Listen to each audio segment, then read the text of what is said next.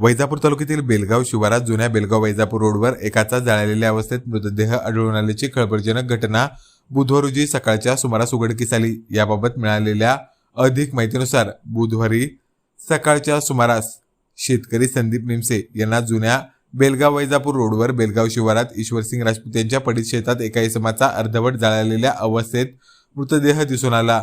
निमसे यांनी तातडीने याबाबत दूरध्वनीद्वारे पोलीस पाटील अनिल दिवर यांना माहिती दिली। घटनेची माहिती मिळताच पोलीस पाटील दिवर यांनी घटनास्थळी धाव घेतली।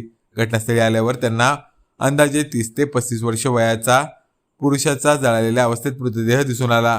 पोलीस पाटील दिवर यांनी घटनेची वैजापूर पोलिसांना माहिती दिली। घटनेची माहिती मिळताच वैजापूर पोलीस ठाण्याचे निरीक्षक सत्यजित ताईतवाले यांनी पथकासह घटनास्थळी धाव घेतली। दरम्यान फॉरेन्सिक पथक श्वान पथकालाही पाचारण करण्यात आले। उपविभागीय पोलीस अधिकारी भागवत फुंदे यांनी घटनास्थळी भेट दिली।